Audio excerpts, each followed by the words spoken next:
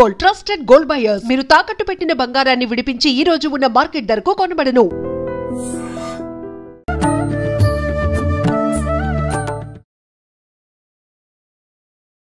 నమస్కారం, welcome to iDream. ధర్మ మార్గం విత్ విజిత కార్యక్రమానికి స్వాగతం. ప్రస్తుతం మనతో పాటు ఉన్నారు ప్రముఖ జ్యోతిష్యులు, ఆధ్యాత్మికవేత్త మారెళ్ల రవిశాస్త్రి గారు. ఇప్పుడు వారితో మాట్లాడి మరిన్ని విషయాలు తెలుసుకుందాం. నమస్కారం అండి. నమస్తే గురుగారు, వినాయక చవితి రోజున మనం ఆ గణపయ్యని ఏ రకంగా ఆరాధిస్తే మనం అనుకున్న పనుల్లో ఆటంకాలు లేకుండా ఆ విఘ్నాలు తొలగిపోయి ముందుకు వెళ్ళే అవకాశం ఉంటుందంటారు? ఓం శ్రీ గురుభ్యో నమః.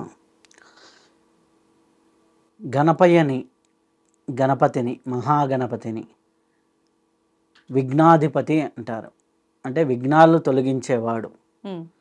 మనకి ఈ యొక్క మహాగణపతిని మనం ఏ విధంగా ఆరాధించుకుంటే మనకు ఉన్నటువంటి విఘ్నాలు తొలగిపోతాయి. గణపతి అనే పేరు తలవంగానే చాలా వరకు మనలో ఉన్నటువంటి విఘ్నాలు తొలగిపోతూ ఉంటాయి. ఆయన ఆరాధన చేయాలన్న ఆలోచనే మనకి విఘ్నాలు తొలగిపోవడానికి చాలా మూల బీజం. అయితే దీనికి మనకి కొన్ని ఆరాధనా పద్ధతులు ఉన్నాయి. కొన్ని నాకు తెలిసినవి చెప్తాను. ఏంటి అంటే, గణపతిని 9 రోజులు వీలైతే గరికతోనూ లేకపోతే అక్షింతలతోనూ గణపతిని పూజ చేసుకుంటూ 9 రోజులు దీపారాధన మామూలు పూజా విధానం చేసుకుంటూ ఆ తర్వాత వీలైనంత ఎక్కువసేపు ఓం గం గణపతయే నమః, ఓం గం గణపతయే నమః అనే మంత్రాన్ని వీలైనంత ఎక్కువసేపు కానీ చేయగలిగితే ఆటోమేటిక్గా మనకి ఉన్నటువంటి విఘ్నాలు తొలగిపోతాయి. అది కాకుండా గణపతి వినాయకుడిని నవరాత్రుల్లో కానీ ఇది ఇంకా చేయగలిగితే రోజు ఈ మంత్రాన్ని ఓం గం గణపతయే నమః, ఓం గం గణపతయే నమః అనేది ఎంత వీలైనంత వరకు ఎక్కువగా చేయగలిగితే ఉన్నటువంటి విఘ్నాలు తొలగిపోవటం జరుగుతుంది. మనం గణపతిని మన షట్చక్రాల్లో మూలాధారానికి అధిపతిగా చూస్తాం. మూలాధారము అనగానే మనకి సర్వైవల్ ప్రాబ్లం. ఎవరైతే మనకి ఈ నీడ్స్ని ఫుల్ఫిల్ చేసుకోలేకుండా ఇబ్బంది పడుతుంటారో, అంటే ఎవరైతే స్కూల్ ఫీజులు కట్టలేక ఇబ్బంది పడుతుంటారో, లేకపోతే ఈ పని అయితే నా జీవితం బాగుంటుందని ఇబ్బంది పడుతుంటారు, లేకపోతే ఇవన్నీ సర్వైవల్ ప్రాబ్లమ్స్. కొద్దిగా శాలరీలో జాబ్లో ఇంక్రిమెంట్ వస్తే బాగుంటుందని అనుకుంటుంటారు, లేకపోతే నాకేదో ఈ కష్టం వచ్చింది దాటితే బాగుండని, లేకపోతే ఈ ఇబ్బంది వచ్చింది దాటితే బాగుండని, ఇట్లాంటి వాళ్ళందరూ కూడా ఈ గణపతి ఆరాధనని చేస్తే మూలాధార శుద్ధి అనేది జరుగుతుంది.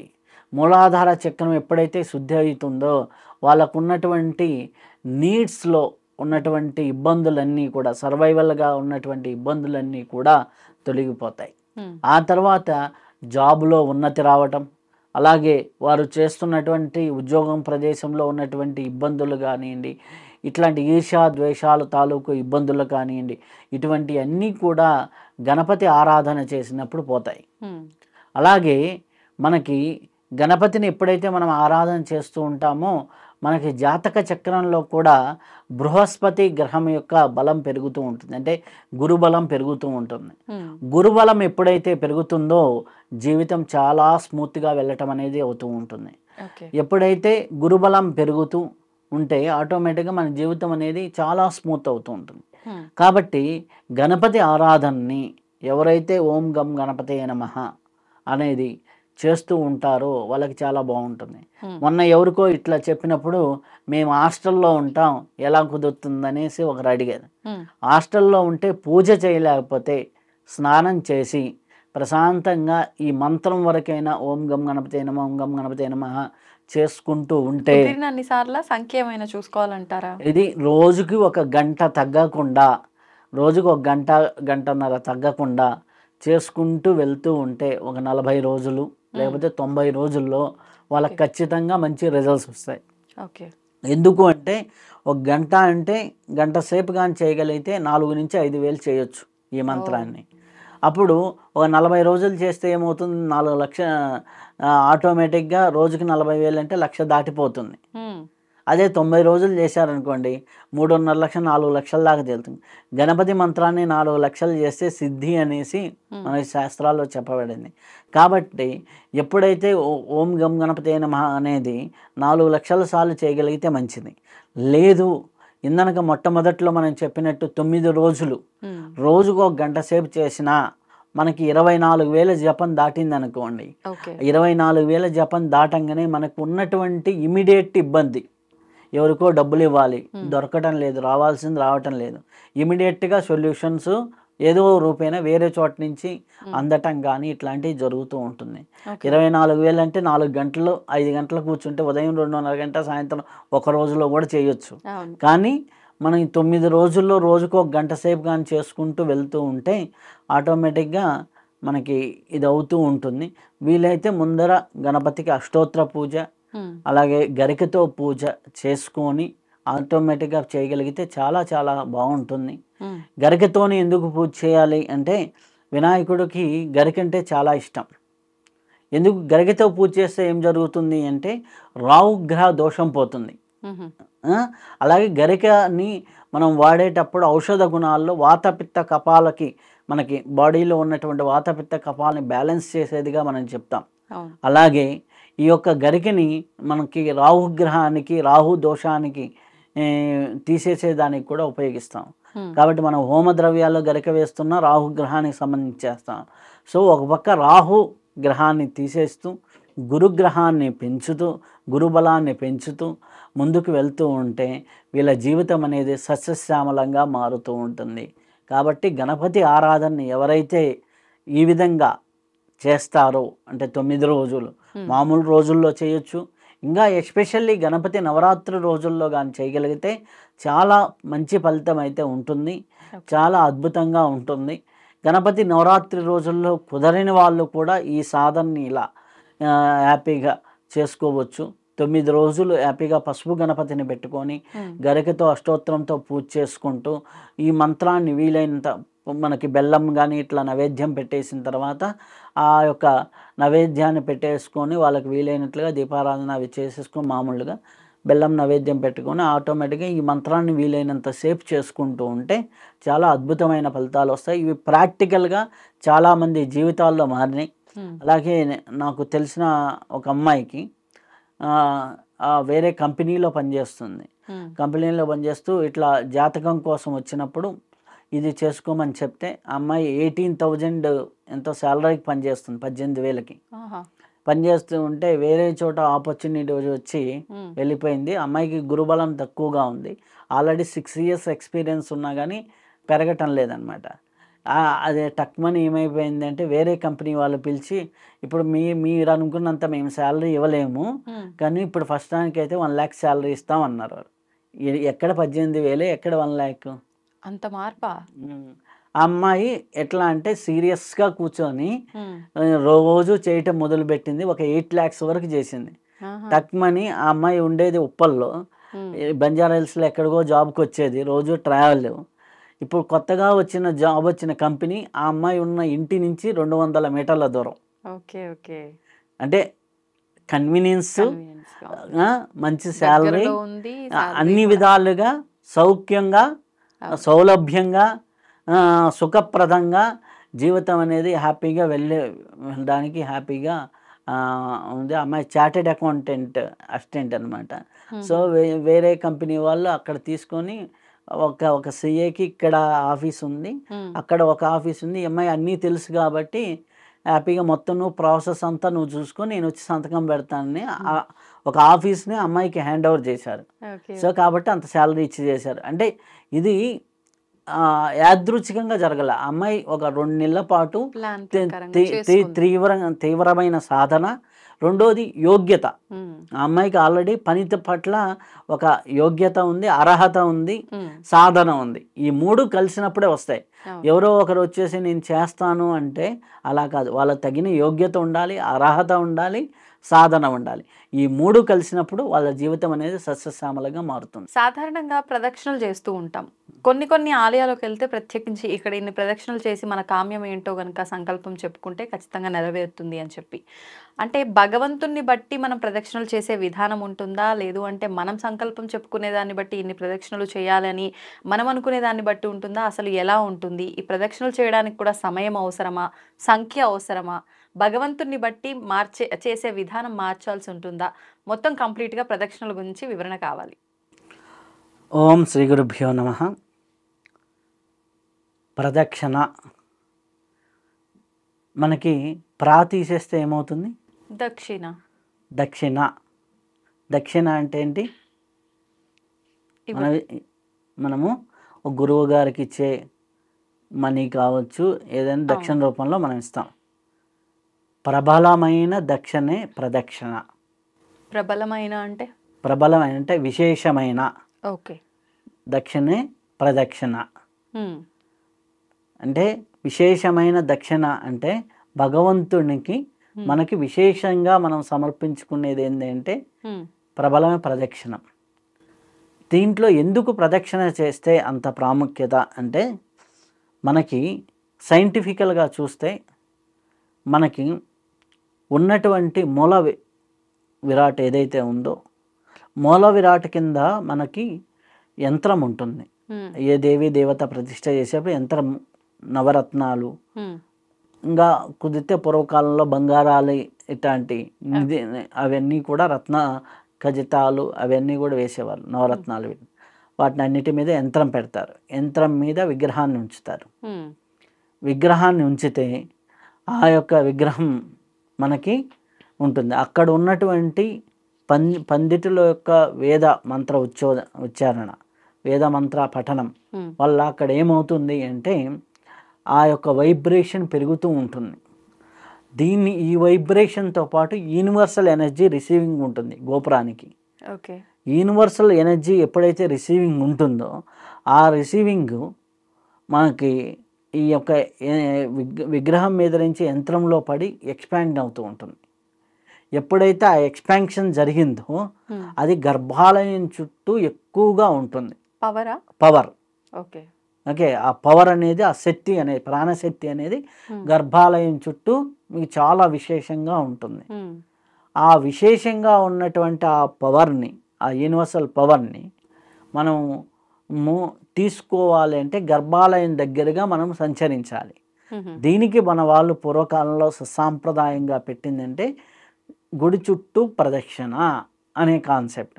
ఎప్పుడైతే ఈ ప్రదక్షిణ చేస్తూ ఉన్నామో ఆటోమేటిక్గా ఏమవుతుంది, ఆ యొక్క డివైన్ పవర్లోకి, ఆ డివైన్ ఎనర్జీలోకి, ఆ విశ్వశక్తిలోకి నీ శరీరం వెళ్ళి తిరుగుతుంది.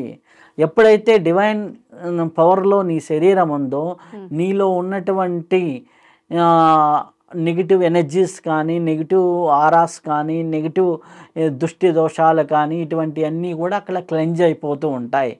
అంటే ఎట్లా అంటే, ఇప్పుడు సపోజ్ ఇప్పుడు వర్షాలకి కారు రోడ్డు మీదకి వెళ్ళింది అనుకోండి, బురద అంతా పడుతుంది. మనం నీళ్లు పోస్తే ఏమవుతుంది? క్లీన్ అవుతుంది. ఊరక మామూలుగా నీళ్లు పోసామనుకోండి ఇంటి దగ్గర అయితే పెద్ద పోదు. అదే మనం ఫోర్స్ఫుల్గా వాళ్ళు వాటర్ సర్వీసింగ్ వాళ్ళు చేస్తే వాళ్ళ దగ్గర స్పీడ్గా కొట్టే మిషన్స్ ఉంటాయి. అలా మీ బాడీని మీరు సర్వీస్ చేసుకోవాలంటే ప్రతి ఆలయంలో ప్రదక్షిణ చేయాలి. ఓకే. సింపుల్గా మనకు గర్భాలయంలో ఉన్నటువంటి దేవీ దేవత ఎలా అంటే, మీ దగ్గర మొబైల్ ఉంది, మొబైల్లో సిమ్ లేదనుకోండి ఏమైనా ఉంటుందా? ఆ సిమ్ లాంటిదే యంత్రము. ఎప్పుడో మన వాళ్ళు యంత్రశక్తిలో కనిపెట్టారు. ఇప్పుడు సిమ్ సిగ్నల్ లాగుతుందని అంటారు. సిమ్మే సిగ్నల్ లాగినప్పుడు అప్పుడు యంత్రము మంత్రము కలిసిన చోట ఎందుకు సిగ్నల్ లాగదు? అదే positive aura, universal positive energy. ఎక్కడైతే ఆ పాజిటివ్ ఎనర్జీ ఉందో ఆ దేవతా స్వరూపం. అంటే శివుడికి అయితే శివస్వరూపం, విష్ణుమూర్తి అయితే స్థితికి తత్వం, అమ్మవారు అయితే అమ్మవారి తత్వం, గణపతి అయితే గణపతి తత్వం, సుబ్రహ్మణ్యుడు అయితే సుబ్రహ్మణ్య తత్వం. ఏ దేవతా తత్వం అక్కడికి రావడం జరుగుతుంది. ఆ తత్వంలోకి పోయి నువ్వు ఎప్పుడైతే ప్రదక్షిణ చేస్తూ ఉంటావో ఆటోమేటిక్గా ఏమవుతుంది, నీ ఆరాలో ఉన్నటువంటి నెగిటివిటీ తగ్గటం మొదలు పెడుతుంది. ఓకే. ఇప్పుడు గణపతి ఉంది, గణపతి యొక్క తత్వం ఆలయం దగ్గరికి వెళ్ళి నువ్వు ప్రదక్షిణ చేస్తూ ఉన్నావు.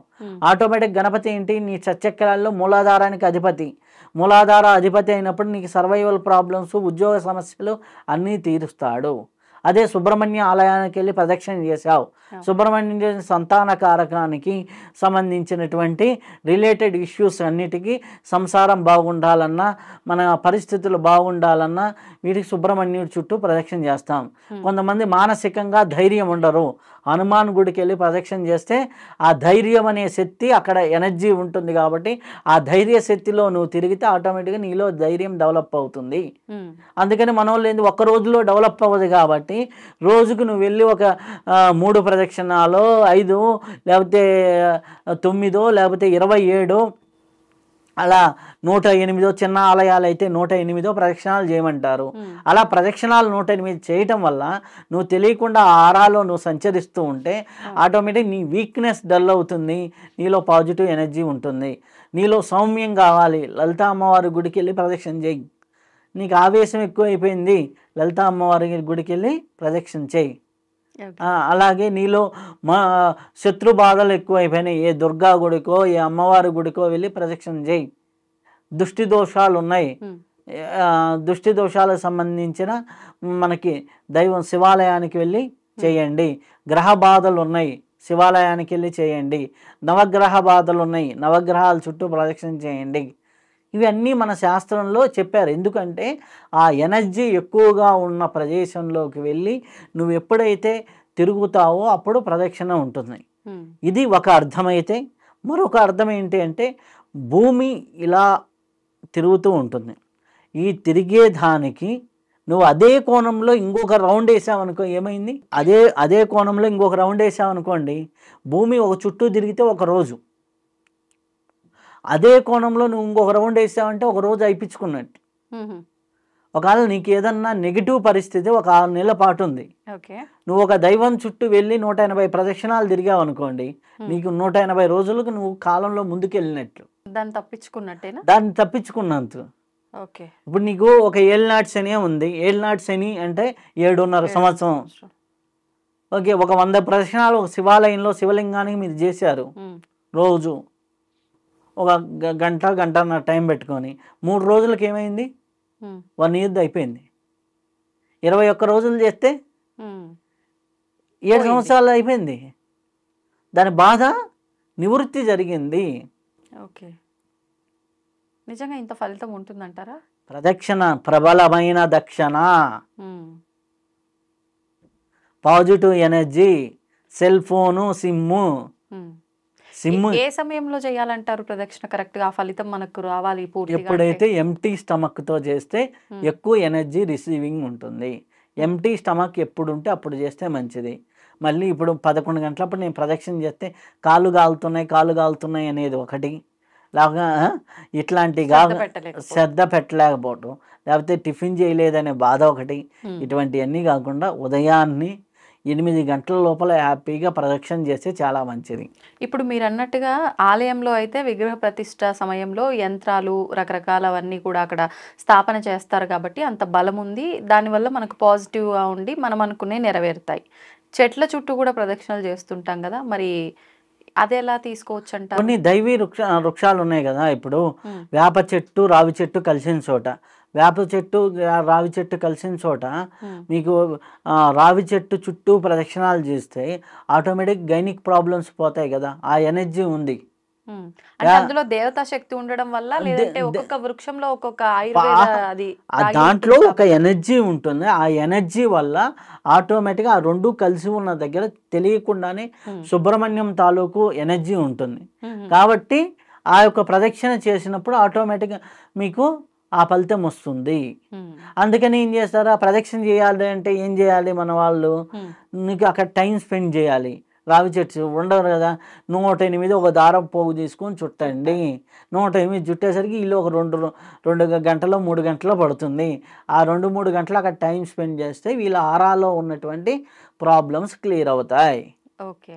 కాబట్టి ఇట్లా ఒక ప్రబలంగా మనం ఏదైనా ఫలితం ఆశించాలన్నా మీ యొక్క కష్టం ఇంకెప్పటికి తీరుతుందిరా బాబు అనుకున్నప్పుడు కానీ, ఏ సొల్యూషన్ లేని ప్రాబ్లమ్స్ కానీ మీరు ఒక శివాలయానికి వెళ్ళి రోజు 41 ప్రదక్షిణాలు రోజు కానీ ఒక శివాలయంలో వెళ్ళి కానీ చేయగలిగితే గట్టిగా 41 డేస్ తర్వాత మీ జీవితం ఖచ్చితంగా మారుతుంది. ఎందుకంటే రోజు ఇప్పుడు మనం ఒక వ్యక్తి దగ్గరికి వెళ్ళి నువ్వు సూపర్ అండి అని ఒక పాజిటివ్ మాటలు 4 విని వచ్చామనుకోండి, ఆ రోజు తెలియకుండా ఉత్సాహంగా ఉంటాం.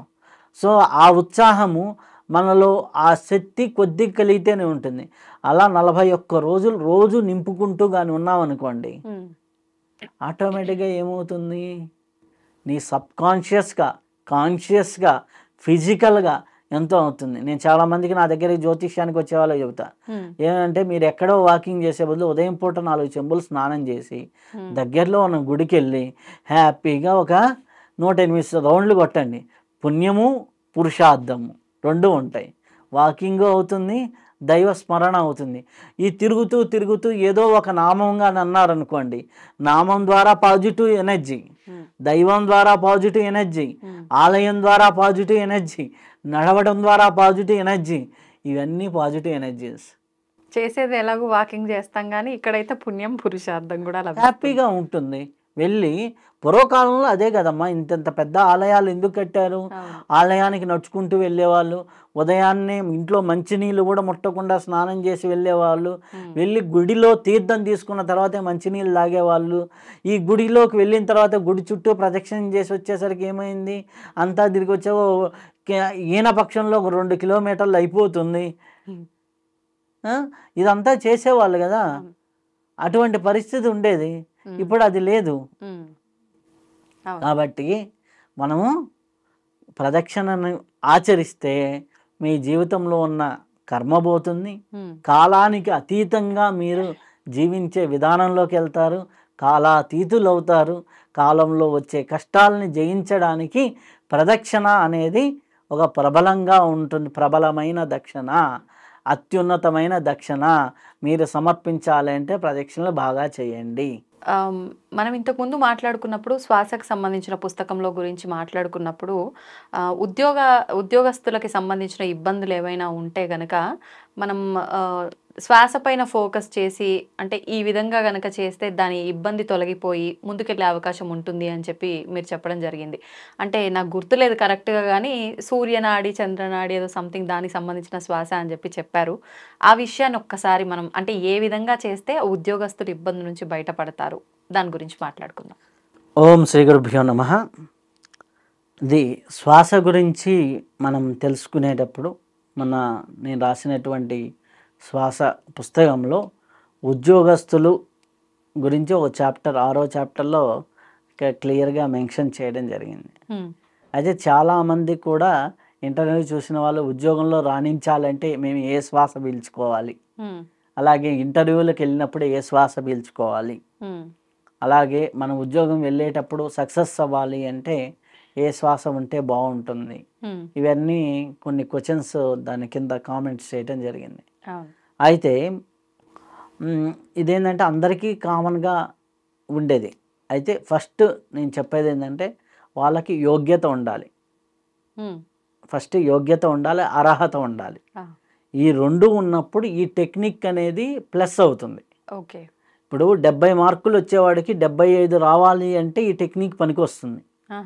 నాకు 70 రావు, నాకు 7 మార్కులే వస్తాయి, 75 రావాలంటే కష్టం. అంటే మన ప్రయత్నం ఉండాలి, దానికి తగ్గ లక్ ఫ్యాక్టర్ కింద ఇది యాడ్ అవుతుంది. ఓకే, లక్ ఫ్యాక్టర్ కింద యాడ్ అవుతుంది.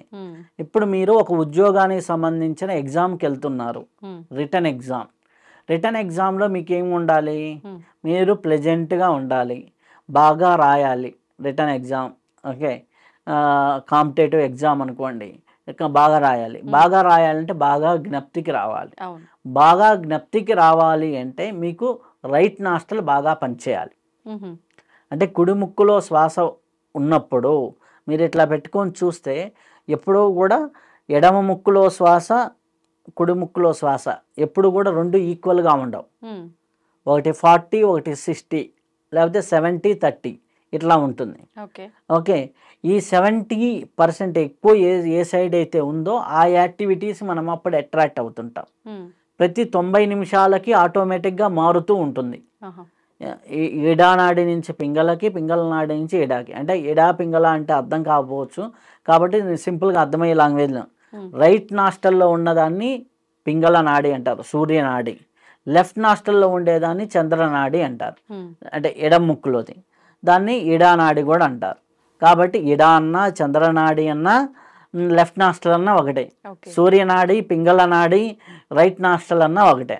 కాబట్టి రైట్ నాస్టల్లో మీకు శ్వాస ఆడుతూ ఉంటే ఆటోమేటిక్గా మీరు ఎగ్జామినేషన్ బాగా రాస్తారు. ఎందుకు? స్ఫురణాశక్తి ఎక్కువ ఉంటుంది. అదే లెఫ్ట్ పనిచేసింది అనుకోండి, నేను ఇది చదివానండి, నోటి దాకా వచ్చింది, నేను చెప్పలేకపోతున్నా, లేకపోతే రాయలేకపోతున్నా, గుర్తు రావటంలా, ఇది నాకు బాగా తెలుసు దీని ఆన్సర్ అని ఉంటుంటుంది. ఎందుకు అంటే చంద్రతత్వం అనేది నిద్రాతత్వము. చంద్రతత్వం అనేది మంపుతో కూడుకున్నది, సౌమ్యంగా కూడుకున్నది, స్ఫురణాశక్తి తక్కువగా ఉంటుంది, ఫ్లో ఉండదు. అబ్బా ఈరోజు నేను మాట్లాడానండి చాలా ఫ్లో వచ్చేసింది అంటారు కదా. సో ఎప్పుడైతే రైట్ నాస్టల్ పనిచేసిందో రిటర్న్ ఎగ్జామ్స్లో బాగా ఆన్సర్ చేస్తారు. మీరు అనుకున్న దానికంటే ఒక 5 మార్కులు 10 మార్కులు ఎక్స్ట్రా స్కోర్ చేయడానికి. అక్కడ అది జరగాలి అంటే ముందర మీరేం చేయాలి? ప్రాణాయామం చేసుకోవాలి. ప్రాణాయామం ఏం చేసుకోవాలి? లెఫ్ట్ ఇన్ లెఫ్ట్ అవుట్ కొంచెంసేపు, రైట్ ఇన్ రైట్ అవుట్ కొంచెంసేపు చేసి ఒక గంటన్నర ముందరనే లెఫ్ట్ ఇన్ లెఫ్ట్ అవుట్ ఒక 10 నిమిషాలు, ఒక 4-5 నిమిషాలైనా మినిమం చేసుకుంటే, ఎందుకు దీని యొక్క సైంటిఫిక్ ఏంటి, ప్రతి 60 నుంచి 90 నిమిషాల్లో ఆటోమేటిక్గా మారుతుంది. ఒక గంటన్నర ముందర మీరు చేశారనుకోండి, ఈ గంటన్నర మీరు చంద్రనాడు ఉంటే మీరు ప్లెజెంట్గా కామ్గా ఉంటారు. అంటే ఎగ్జామ్ ముందర టెన్షన్ ఉండదు. ఓకే, ఎగ్జామ్ ముందర టెన్షన్ ఉండదు. కరెక్ట్గా అక్కడికి వెళ్ళేసరికి మీకు సూర్యనాడి వస్తుంది, స్ఫురణాశక్తి ఉంటుంది. మీరు ముందర నుంచి టెన్షన్ పడుతూ ఉన్నారనుకోండి, సూర్యనాడి యాక్టివేట్ అయిపోతుంది. ఇక్కడి నుంచి సూర్యనాడి ఎగ్జామ్ హాల్లో పోయి చంద్రనాడి వస్తుంది, అప్పుడు ఆటోమేటిక్గా మీకు గుర్తులో ఉండదు. చంద్రనాడి యాక్టివేట్ అయితే గుర్తు ఉండదు, సూర్యనాడి యాక్టివేట్ అయితే ఎక్కువ ఫ్లో వస్తుంది అనమాట. అలాగే మీకు డైరెక్ట్ ఇంటర్వ్యూ, అంటే డైరెక్ట్ ఇంటర్వ్యూ ఉంది. డైరెక్ట్ ఇంటర్వ్యూలో కూడా ఇదే సేమ్. సూర్యనాడి ఎక్కువగా పనిచేస్తుంది అనుకోండి, వాళ్ళకి ఫ్లో అంటే బాగా గుర్తొచ్చేసి బాగా ఆన్సర్ చేసేస్తారు. చంద్రనాడి ఉందనుకోండి, అబ్బా వీళ్ళు ఏదో కొద్దిగా తక్కువ లేండి, కొద్దిగా అంత ఎఫిషియెంట్ కాదు అనే నేచర్లో ఉంటారు. ఓకేనా, ఇది ఉంటుంది. అదే జాబ్ ఫీల్డ్లో మీరు క్లోజ్ సర్ఫేస్లో కొంతమంది ఎంప్లాయీస్తో మాట్లాడాలి. అంటే అబ్బా మనం పర్సనల్గా పిలిచి మాట్లాడుకోవాలి. ఇప్పుడు మంచిగా మనం ఫ్రెండ్స్ మనం మనం మనం బాగా వర్క్ చేద్దామని, అప్పుడు చంద్రనాడి ఉండాలి. ఎందుకు? అప్పుడు సూర్యనాడి ఉందనుకో అగ్రెసివ్గా నువ్వు చెయ్యాలి అనేది కమాండింగ్ ఉంటుంది. కమాండింగ్ లేకుండా వాళ్ళని నొప్పించకుండా ఒప్పించుకునే పద్ధతిలో ఉంటాయి కదా, ఆ నొప్పించకుండా ఒప్పించుకునే మీటింగులన్నిటికీ చంద్రనాడి స్మూత్గా చంద్రనాడి ఉండాలి. అదే ఒక క్లయింట్తో మాట్లాడుతున్నారు, డైనమిక్గా మాట్లాడాలి, సూర్యనాడి ఉండాలి. డైనమిక్గా మాట్లాడాలంటే సూర్యనాడి, లేకపోతే ఒక డిస్కషన్ ఉంది డైనమిక్గా మాట్లాడాలి, సూర్యనాడి కావాలి. అదే ఒక బాస్తో ఇండివిజువల్గా మాట్లాడాలి, అంటే 1-on-1, బా ఈడెంతో మంచోడు ఇంత సౌమ్యుడు అంటే అప్పుడు చంద్రనాడి ఉండాలి. అంటే 1-on-1కి, ఫ్రెండ్షిప్ సర్కిల్, ఫ్రెండ్షిప్ ఏరియాకి, సౌమ్యమైన ఏరియాకి చంద్రనాడి, డైనమిక్కి, స్ఫురణాశక్తికి, నీ టాలెంట్ చూపించడానికి, ఈ క్షణంలో నేను ఏదో ప్రూవ్ చేసుకోవాలనుకున్న దానికి, ఆ ప్రూవ్ చేసుకునే ప్రతి కాన్సెప్ట్కి సూర్యనాడి పనిచేయాలి. సూర్యనాడి అంటే ఇప్పుడు సూర్యనాడి ఎట్లా యాక్టివేట్ అవుతుంది అన్నారనుకోండి, సూర్యనాడి అంటే right in right out, right out ఎక్కువ అవ్వాలి అనుకోండి. Simple technique. మీకు ఇప్పుడు నేను ఎగ్జామ్ హాల్లోకి వెళ్తున్నా, లేకపోతే ఇంటర్వ్యూ రూమ్లోకి వెళ్తున్నా, లేకపోతే ఒక సెమినార్ ఇవ్వబోతున్నా, నాకు సూర్యనాడి కావాలి. ఓకే, సూర్యనాడి కావాలి. అప్పుడు ఏం చేయాలి? నాకు చంద్రనాడి ఆడుతుంది. ఏం చేయాలి? సూర్యనాడి మాడేంతవరకు గమ్ముకు కూర్చోవాలా? అప్పుడు ఎగ్జామ్ టైం అయిపోతుంది కదా. అప్పుడు మనం చంద్రనాడి నుంచి సూర్యనాడికి మార్చుకునే టెక్నిక్ ఉంది. అదేంటంటే, మీకు సూర్యనాడి కావాలి అనుకోండి, రైట్ నాస్టల్ కావాలి, లెఫ్ట్ వైపు ఈ పక్కటెముకల మీద ప్రెస్ చేయాలి. ఓకే, ఒక 3 minutes కానీ ప్రెస్ చేసామంటే ఆటోమేటిక్గా, పూర్వకాలంలో మన ఋషులు యోగదండాన్ని ఇట్లా పెట్టుకునేవాళ్ళు, అలా పెట్టుకోవడం వల్ల ఇటుపక్క మారుతుంది. ఓకే, ఇటుపక్క ప్రెస్ చేస్తే ఇటుపక్కకు మారుతుంది. సో ఎప్పుడైతే మీకు ఏ నాడి కావాలంటే అట్లా మార్చుకోవచ్చు అన్నమాట. అంటే మనం నాడికి ఇక్కడ మీరు చెప్పిన పక్కటెముకలకి సంబంధం ఉంది. ఆహా. ఇప్పుడు మీకు ఇట్లా శ్వాస వస్తుంది అనుకోండి, ఆ. ఇప్పుడు మీకు రైట్ నాస్ట్రల్ కావాలి అంటే లెఫ్ట్ పక్కన పక్క టెంకుల మీద ప్రెస్ చేయాలి. ఓకే. పూర్వకాలంలో కమండలాన్ని ఇట్లా సంఖ్యలో పెట్టుకునేవాళ్ళు. అవును. లేదు ఇప్పుడు కమండలం మనం తెచ్చుకోలేం కదా, హ్యాపీగా ఇట్లా చేయి పెట్టి ప్రెస్ చేసుకోవాలి. ఓకే. ఓకే, ఆటోమేటిక్గా మారిపోతుంది. లేదు రిక్వెస్టింగ్ టైం అంతా కూడా లెఫ్ట్ నాస్ట్రల్, కమాండింగ్ టైం అంతా కూడా రైట్ నాస్ట్రల్. ఓకే. ఓకే, ఇది మీరు ఫాలో అవుతూ ఉంటే మీ కింద ఎంప్లాయీస్ని కమాండ్ చేయాలన్నప్పుడు రైట్ నాస్ట్రల్ ఉంది అంటే మీ సక్సెస్. వాళ్ళు దెబ్బకి భయపడి హ్యాపీగా పనిచేస్తారు. ఓకే. ఇది మన డైలీ రొటీన్లో కూడా ఉపయోగపడుతుంది. ఓకే. జాబ్లో మీకు ఒక పెర్ఫార్మెన్స్ చేయాలి, పెర్ఫార్మెన్స్ చేయాలన్నప్పుడు రైట్ నాస్ట్రల్ ఉందనుకోండి, ప్రూవ్ చేసే ప్రతి కాన్సెప్ట్కి రైట్ నాస్ట్రల్, ఓకే. ఫ్రెండ్షిప్ చేసే ప్రతి కాన్సెప్ట్కి లెఫ్ట్ నాస్ట్రల్. ఓకే, ఈ రెండింటిని బ్యాలెన్స్ చేసి ఎండి అవ్వాలనుకో, ఈ రెండింటిని బ్యాలెన్స్ చేసి ఈక్వల్ పొజిషన్ ఒకటి ఉంది, అది సుషుమ్న. దాని గురించి అర్థం అవ్వాలంటే ఈ ఇడా పెంగ్లాకే జనాలు కన్ఫ్యూజ్ అవుతారు కాబట్టి అది తర్వాత చెబుతాను. సో ఈ టెక్నిక్ని మనం వాడుకుంటూ ఉంటే రిటర్న్ ఎగ్జామ్లోను, అలాగే పెర్ఫార్మెన్స్ దాంట్లోనూ, అలాగే వీటన్నిటిలో కూడా బాగా వస్తుంది. ఇంకా బెటర్గా కావాలంటే శ్వాస పుస్తకంలో చాలా క్లియర్గా ఇన్ఫర్మేషన్ ఉంది. హ్యాపీగా చదివిన వాళ్ళకి ఇంకా బెటర్గా అర్థమవుతూ ఉంటుంది. కాబట్టి అది దాంట్లో ఒక ఉద్యోగం అనే అంశంలో ఇన్ని రకాల క్వాలిటీస్లో ఈ శ్వాసను అప్లై చేయొచ్చు. ఓకే, అలాగే మనం ఇంట్లో నుంచి బయటికి వెళ్తున్నాం, ఇంటర్వ్యూకి వెళ్తున్నాం, మీరు ఏ శ్వాస పనిచేస్తుందో ఆ కాలు బయట పెట్టి వెళ్ళండి, మీకు హెల్ప్ దొరుకుతుంది. అంటే పని చేయడం అంటే బ్రీత్ ఇన్ అవడమా బ్రీత్ అవుట్ అవడమా ఎలా చూసుకోవాలంటారు? ఇలా వదిలేరా, శ్వాస వదిలేరా, అవును. వదిలినప్పుడు ఏ నాస్ట్రల్లో నుంచి మీకు బ్రీత్ అవుట్ ఎక్కువ అవుతుంది? ఓ, అది వర్క్ చేస్తున్నట్టు, వర్క్ ఎక్కువ చేస్తుంది. ఓకే. ఓకే, ఇప్పుడు ఇట్లా పెట్టండి, మీకు ఏ శ్వాస ఉంది, రైట్ ఎక్కువ ఉందా కదా, ఇక్కడ నుంచి ఎలా చెప్పాము రైట్ ఎక్కువ ఉందని? ఇదే స్వరయోగం టెక్నిక్. ఎదుటివాడి శ్వాసను కూడా గమనించగలిగే శక్తి వచ్చినప్పుడు ఎదుటి వాళ్ళ మైండ్ని కూడా రీడ్ చేసే కెపాసిటీ వస్తుంది కదా, వస్తుంది. మీరు అంటారు కదా ఒక్కోసారి ఎట్లా చెబుతున్నారు మైండ్లో అనేసి, ఇదనమాట టెక్నిక్. ఎప్పుడైతే ఈ బ్రీత్ని బ్యాలెన్స్ చేశారో, నీ బ్రీత్ అనేది ఈ మనం వదిలిన శ్వాసే కదా ఈ రూమ్లో ఉండే వాళ్ళందరూ కనెక్ట్ అయ్యేది. ఇక్కడ ఉన్న ప్రతి ఒక్కరూ శ్వాసతోనే అనుసంధానమే. ఈ శ్వాసని నువ్వు బ్యాలెన్స్ చేయగలిగితే అందరు నీకు బ్యాలెన్స్ అవుతారు. Simple logic. ఆ శ్వాసతో అందరినీ మార్చేయచ్చు. కాబట్టి అది ఒక అద్భుతమైన యోగ పద్ధతి. ఆ పద్ధతిని ఉపయోగించుకుంటే చాలా అద్భుతాలు జరుగుతాయి. దీన్నే మన యోగులు, క్రియాయోగం వాళ్ళు ఒక రకంగాను, సిద్ధయోగం వాళ్ళు ఒక రకంగాను, ఆనాపానసతి అనేసి గౌతమ బుద్ధుల దగ్గర నుంచి ఇప్పుడు పత్రిజీ గారి దాకా శ్వాస మీద ధ్యాస అనే పద్ధతిలోను, విపాసన వాళ్ళ విపాసన అనేసి, ఇట్లా మొత్తం శ్వాస పద్ధతే. కానీ ఒక్కొక్కరు ఒక్కొక్క చిన్న చిన్న వేరియేషన్తో అందించారు. కానీ దీన్ని టెక్నిక్ని పట్టుకుంటే, టెక్నాలజీని పట్టుకుంటే ఆటోమేటిక్గా జీవితం బాగుంటుంది.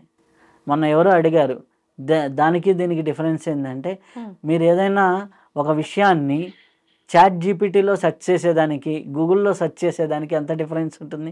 గూగుల్లో మనమే పోయి ఎత్తుక్కోవాలి, చాట్ జీపీటీలో మొత్తం అదే ఇస్తుంది. కాబట్టి స్వరయోగం ఉపయోగించుకుంటే మీ జీవితం చాట్ జీపీటీ లాగా ఉంటుంది, లేదా తేలికైపోతుంది. దాంట్లో ఉందనుకోండి ఆటోమేటిక్గా కొద్దిగా సర్చింగ్ మనకు మైండ్ వర్క్ ఎక్కువ అవుతుంది. సో సింపుల్గా మీకు అనుకూల పరిస్థితులు ఎక్కువగా ఉండాలి అంటే స్వరాన్ని ఉపయోగించుకుంటే చాలా అద్భుతమైన పరిస్థితులు, అద్భుతమైన ఇది మన జీవితంలో కలుగుతూ ఉంటాయి. వినాయక చవితి రోజున మనం పూజలు ఇవన్నీ ఎన్ని ఆచరించినా కథ విని మనం అక్షతలు నెత్తిలో వేసుకోవాలని చెప్తూ ఉంటారు. ఎందుకు అనంటే ఆ రోజు కనుక మనం పొరపాటున చవితి చంద్రుడిని కనుక చూసినట్లయితే ఇబ్బందుల పాలవుతాము అని చెప్పి. నిజంగా అసలు ఎందుకు ఆ రోజు మనం చంద్రుని చూడకూడదు? చూస్తే నిజంగా మనం నీలాప నిందలకు గురవుతామా? దాని నుంచి పరిహారం అక్షతలు వేసుకున్నంత మాత్రానే సరిపోతుందా? ఇంకేదైనా చేసుకునే అవకాశం ఉందా? శ్రీ గురుభ్యో నమః. ప్రశ్న మీరే చెప్పారు, సమాధానం మీరే చెప్పారు. మధ్యలో విషయం నేను చెప్తాను. ఓకే. ఇది ఎట్లా అంటే మన గణపతి, మహాగణపతి వినాయక చవితి రథ కథ మనం చదువుతున్నప్పుడు మనకి దాంట్లో చంద్రుడి ఘట్టం అనేది వస్తుంది వినాయకుడికి చంద్రుడికి. అయితే వినాయకుడు గణాధిపతి అవుతాడు, 32 గణాలకి అధిపతి ఆయనే అవుతాడు. వినాయక చవితి చాలా ఘనంగా ప్రతి ఒక్కరూ జరుపుకుంటారు. కుడుములు గుండ్రాళ్ళు అన్నీ ఆయనకి నివేదనగా ఇస్తూ ఉంటారు. హ్యాపీగా ఆయన స్వీకరిస్తూ ఉంటారు. స్వీకరించిన తర్వాత ఆ యొక్క భారీ శరీరంతో నడవలేక నడుస్తూ నిదానంగా వెళ్తూ ఉంటే పైనుంచి చూసిన చంద్రుడు, ఆయన సౌందర్యవంతుడు, సన్నగా ఉంటాడు చంద్రుడు, 27 మంది భార్యలు ఆయనకి. కాబట్టి అంత సౌందర్యవంతుడు కాబట్టి ఆయన ఏం చేశాడు, ఈయనని చూసి ఇట్లా ఇబ్బంది పడుతూ వెళ్తున్నాడని ఒక నవ్వు నవ్వుతాడు. అప్పుడు ఎవరైనా కొడుకుని చూసి నవ్వితే తల్లికి ఆటోమేటిక్గా కోపం వస్తుంది. పార్వతీ అమ్మవారికి కోపం రావటం, పార్వతీ అమ్మవారికి ఎప్పుడైతే కోపం వచ్చిందో చంద్రుడిని చూసిన వాళ్ళందరూ కూడా నీలాప నిందలు గురవ్వాలి అని శపిస్తుంది. ఒక్కసారి తిరిగి చూసుకుంటే మనకి నెలలో ఒక అమావాస్యకి 2 రోజుల ముందర 2 రోజుల తర్వాత చంద్రుడు చాలా కనిపించడు, మిగిలిన అన్ని రోజులు కనిపిస్తూ ఉంటాడు. లోకమంతా నీలాప నిందలై ఒకరిని ఒకరు కొట్టుకోవడం, ఒకరినొకరు ఇబ్బంది పెట్టుకోవడం జరుగుతూ ఉంటుంది. అప్పుడు వెళ్ళి అందరూ ఋషులంతా వెళ్ళి, సప్త ఋషులంతా వెళ్ళి పార్వతీమాతని మళ్ళీ ప్రార్థించగా అప్పుడు పార్వతీమాత ఒక ఎక్సెప్షన్ లాగా ఇస్తుందన్నమాట. ఓకే, 365 రోజులు కాదు, నా కుమారుని యొక్క పుట్టినరోజు వినాయక చవితి రోజు ఎవరైతే చూస్తారో వారికి నీలాప నిందలు కలుగుతాయి అనేసి చెప్పడం జరిగింది. అయితే ఇది ఎట్లా ఉండగా శ్రీకృష్ణుడి శమంతకోపాఖ్యానం అని వినాయక చవితి వ్రత కథలోనే ఉంటుంది. శమంతకోపాఖ్యానంలో వినాయక చవితి నాడు సాక్షాత్ శ్రీకృష్ణుడే చవితి చంద్రుడిని ప్రత్యక్షంగా కూడా కాదు, పరోక్షంగా పాలకుండలో చూడటం జరుగుతుంది. అప్పుడు ఆయన పాలకుండలో చూడటం వల్ల ఆయన మీదే శమంతకమణిని దొంగిలించాడు అని నీలాప నింద రావటం జరుగుతుంది. అదంతా కూడా ఒక పెద్ద కథ. శమంతకమణి శత్రాజిత్ మహారాజ్ దగ్గర వెళ్ళేసి అడగటము, ఆ తర్వాత వారి యొక్క బావమర్ది దాన్ని వేసుకొని అడవుల్లోకి వెళ్ళటం, అక్కడ ఒక సింహం చూసి ఆ యొక్క శమంతకమణి ఏదో తినే పదార్థం అనేసి అది ఆయన మీద దాడి చేసేసి ఆ మణి తీసుకెళ్ళటం. అక్కడి నుంచి జాంబవంతుడు ఇది నా కుమార్తె అయిన జాంబవతికి ఇస్తే చాలా బాగుంటుంది అనేసి ఆ సింహాన్ని చంపి జాంబవతుడు తీసుకెళ్ళటం. అయితే కృష్ణుడి మీద ఎప్పుడైతే నీలాప నింద పడిందో ఇదంతా కూడా వెళ్తూ వెళ్తూ ఒక్కొక్కటి మార్గంలో చూసుకుంటూ ఆ సింహాన్ని అది చివరికి జాంబవంతుని గృహ దగ్గరికి వెళ్ళటం, జాంబవంతుడితో యుద్ధం చేయటం. ఆ యుద్ధం చేసిన తర్వాత జాంబవంతుడికి సాక్షాత్ నువ్వు శ్రీరామచంద్ర ప్రభువే అనేసి అర్థమవటం. ఆ అర్థమైన తర్వాత అక్కడి నుంచి ఆ యొక్క జాంబవతిని ఇచ్చి ఆయనకి వివాహం చేయటం. ఇదంతా మనకి వినాయక చవితి. అది తీసుకొచ్చేసి ఈ రాజుకు శమంతకమని ఇవ్వగా ఆ రాజు కూడా చివరికి సత్యభామనిచ్చి వివాహం చేయటం. ఇలా మనకు ఆ యొక్క కథ అంతా ఉంటుంది. అప్పుడు శ్రీకృష్ణుల వారు ఇది చూసి చవితి చంద్రుని చూస్తే నాలాంటి వాడికే ఇంత ఇది జరిగింది, సామాన్య ప్రజలకి ఇంకా ఎటువంటి కష్టాలు వస్తాయో, కాబట్టి వినాయకుని యొక్క వ్రతని కథని చదివి ఆ యొక్క పూజలో పాల్గొని ఆ అక్షింతలు ఎవరైతే నెత్తి మీద వేసుకుంటారో వారికి ఈ నీలాప నిందలు వర్తించవు. ఒకవేళ పొరపాటున చవితి చంద్రుడిని చూసినా అవి వర్తించవు అనేసి చెప్పడం జరిగింది. కాబట్టి ఇలా చవితి చంద్రుని దర్శనం అయినా ఆ సాయంకాలం పూట వినాయకుని యొక్క కథ విని అక్షింతలు నెత్తి మీద వేయించుకుంటే మన మీద వచ్చేటటువంటి నీలాప నిందలు తొలగిపోతాయి. కాబట్టి అందరూ వినాయక చవితి రోజున వ్రత కథ వినండి, అక్షింతలు నెత్తి మీద వేయించుకోండి, వినాయక మండపాలకు వెళ్ళండి, దర్శనం చేసుకోండి. మీ మీద వచ్చే నీలాప నిందల్ని తప్పించుకోండి. ఎందుకంటే మన మీద ఎటువంటి నీలాప నిందలు వస్తాయో తెలియదు. ఇప్పుడు అసలే సోషల్ మీడియా యుగంలో నీలాప నిందలు ఎక్కువైపోయినాయి. ఏది నిజమైన వీడియోనో ఏది ఏఐ వీడియోనో అర్థం కాని పరిస్థితులు, ఏది ఒరిజినల్ ఏది ఫేకో తెలియదు, ఎవడి మీద ఏం చేస్తాడో తెలియదు. కాబట్టి ఇట్లాంటి పరిస్థితుల్లో గణపతి ఆరాధనని వినాయక చవితి ఉత్సవాల్లో పాల్గొనటం ప్రతి ఒక్కరికి అవసరం.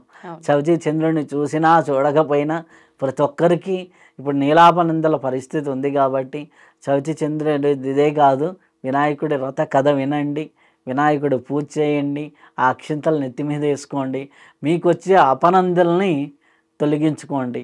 కాబట్టి ఇది మనకి కథపరంగాను మన జీవితంలో కూడా మనం ఒకరిని చూసి నవ్వితే మనకు వచ్చేటటువంటి ఇబ్బందులు ఎట్నుంచి వస్తాయో కూడా తెలియదు అనేది. అలాగే ఇట్లాంటి ఎన్నో అంశాలతో కూడి ఉంటుంది.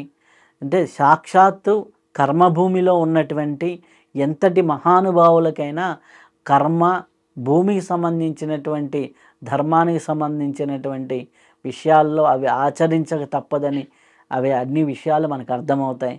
కాబట్టి వినాయక చవితి రోజున చవితి చంద్రుడిని చూసినా చూడకపోయినా అందరూ వినాయక చవితి రథ కథ విని మీరు అందరూ సంతృప్తి అవి. ఎందుకంటే మనకి మూలాధార చక్రానికి అధిపతి ఆయన కాబట్టి మనకు ఉన్నటువంటి ఇబ్బందుల్ని అన్నిటినీ తీసేసే విఘ్న నాయకుడు కాబట్టి ఆయన రథ కథ తెలుసుకోవటం వినటం అందరికీ శ్రేయస్కరం, అందరికీ అద్భుతం చేకూరుతుంది, లోక కళ్యాణం చేకూరుతుంది. కాబట్టి వినాయకుడు ఆరాధన పెరగాలి, ఊరూరా జరగాలి, ఊరూరా ఈ రథ కథలు జరుగుతూ ఉంటే అందరికీ మంచిది. శుభం. ధన్యవాదాలు. And for more videos, Please subscribe to iDream. Please subscribe to iDream. Please subscribe iDream. And please subscribe to iDream. For more videos, subscribe to iDream. please like, share and subscribe to the channel. Congratulations, iDream. Subscribe to iDream. Subscribe to iDream. So subscribe to iDream Media. iDream ki iDream team andarki huge congratulations. Please subscribe iDream Media. Please subscribe to iDream. Subscribe iDream. Please subscribe to iDream. iDream అంటే నా కళల channel subscribe చేసుకున్నారు, నోరు తిరుగుతలేదు, మీరైతే గంట గుర్తు కొట్టండి. For more such videos, please subscribe to iDream. Subscribe to iDream. Please subscribe to iDream. Please subscribe iDream Media. Please do subscribe to iDream. Please subscribe to iDream Media. For best entertainment and information, please subscribe iDream. And don't forget to subscribe to iDream.